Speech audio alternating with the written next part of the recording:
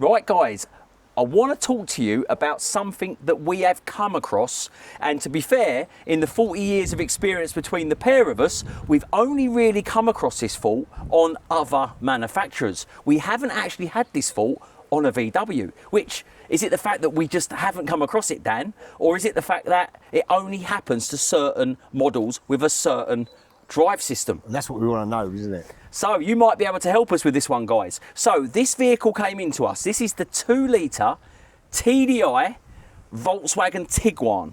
Now, I know this engine is very, very popular across the Volkswagen platform. So this is what the engine looks like, just for you people at home. The 2-litre TDI engine, which is very, very popular. This vehicle came into us with traction control light on, and ABS. Was the ABS light ABS on? light was on, yeah. And the ABS light was on. So the first thing we did is we took the diagnostic machine, we plugged into it, and then we took the vehicle for a drive on live data, and we could clearly see that the driver side rear, and I will clarify this for our people who are not in the UK, that is the right hand side, or the right hand side rear. That was a tongue tie, but just to clarify for the people. So if you sit on the left-hand side, it will be your opposite. If you sit on the right side, it will be behind you, just to clarify. But we could see that we had no wheel speed set, no wheel speed at all. It was showing 0. So then we took the wheel off. We thought to ourselves, let's have a quick check of the sensor to see if we've got voltage down to the sensor. And I think we got... It was about 3.5 volts on that particular wheel, on the rear right. And then we checked the voltage on the passenger side on the rear, and it was fluctuating between 10.5 and 11.5 volts. Yeah.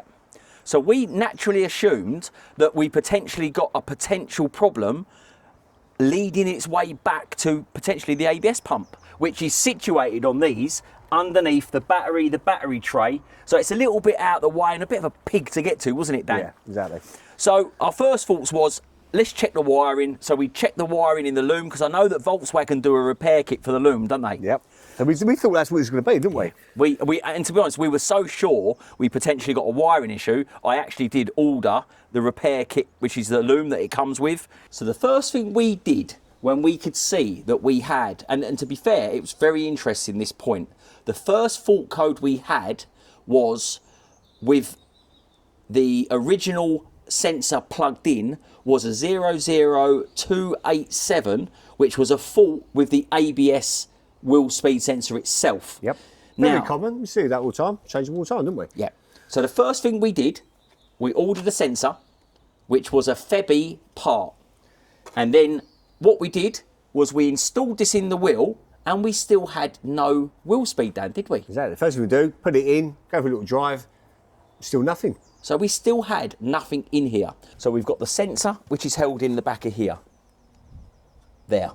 And then the wiring loom goes all the way up here, behind here, and then goes through the floor and into the rear section of here. So basically what you have to do is you have to remove this trim, and behind here you will see that black on white wire. Can you see that? And then that is the wheel speed sensor wiring coming up through the car. So this is the wiring loom for this section here, which we were adamant. I was like, I'm sure it's the wiring loom, which, as I showed you in there, it comes up through the floor, on the plug, up through here, and it's inside here. It's not an easy one to do though, is it? No. It's just bare wires, so you'd have to cut and join properly. Yeah. Make sure you've got it the right way round. Otherwise, you could be going very fast in reverse, couldn't we? No, I'm only joking. It would just either work or it wouldn't work. So that is the wiring loom. So then what we did, we probed the wire for this section here, and we still had the same voltage. We also unplugged the sensor as well, didn't we? Yes. Just to make sure it wasn't something going on inside the sensor. Yeah, so we unplugged the sensor with it in and out, and we had no change in voltage to this rear wheel, did we? Exactly the same. So then we thought to ourselves, right, let's see what's going on. So we stripped out the battery tray, we stripped out the battery, we took the plug off, and we buzzed pins. This is going to be a good one. Ooh. Was it 5 and 6? No, it was or was 10, it 6 and 7? 10, oh no, I can't say that anymore. I think it was 10 and 11. Was it? Yeah. So we buzzed the 2 wires back to here, and we had continuity. Continuity, and the resistance was very, very low, so I didn't suspect a problem there at all. Yeah. At that point, which is strange because I was expecting there to be a break, and there wasn't. So then we were like, right, we may have a problem with the ABS pump. So we took the ABS pump off and we sent it down to somewhere down in Medway City Estate, which was like, I think it was Remain X, and they tested the pump for us. They sent us the pump back and said, there's nothing wrong with the pump. So now we're thinking, what is going on here? So what Dan did yesterday, he managed to fit the ABS pump back on. You bled the brakes, and whilst Dan was having a quick look on the fault codes and the live data, he noticed something very, very strange. That the fault code had actually changed, Dan, hadn't it? Had. So we went from a 00287 on the genuine ATE Volkswagen sensor, which was a fault with the ABS sensor itself, and it changed to a 03842, which is an RPM sensor incorrect signal. So we went from a problem with the sensor to an incorrect signal. So Dan was like, right. I nearly changed the bearing. Yes. And I thought, do you know what?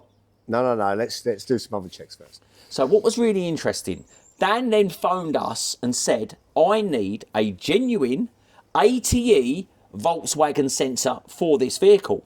And I was like, Dan, this is like expensive, because I think this sensor was like £110 versus £30. And I was like, are you sure? We don't normally have this issue. Believe it. I was like, I can't believe this. We got a Febi part on here. We're good to go. And he was like, Dan, I'm telling you, the fault code has changed. I was like, right, if we have to go and spend 110 quid on a sensor, we have to go and do it. So then we've got the sensor, Dan's fitted it back into the wheel, and guess what? We've now got no fault codes, we've got wheel speed, and the whole car is working again. Yep. So it's had 3 test drives as well. I'm still working. Still working. So guys, if you come across this situation, which we have come across on a BMW previously. And a Mercedes had it once. And a Mercedes, but we've never had this situation on a Volkswagen. So if the fault code changes when you change that wheel speed sensor, have a look to see if it's actually the situation with the sensor, because that could have, you know, if you was in the wrong garage, they would have replaced an ABS pump, a wheel bearing, you'd have had wiring, and guess what? They'd still be scratching their head. So guys, as always, if you have found a benefit in this, and I pray that this saves somebody some money somewhere along the line, you know what to do. Don't forget to like, share and subscribe, and we will see you on the next edition of Saving People. I don't know. We'll speak to you soon, guys.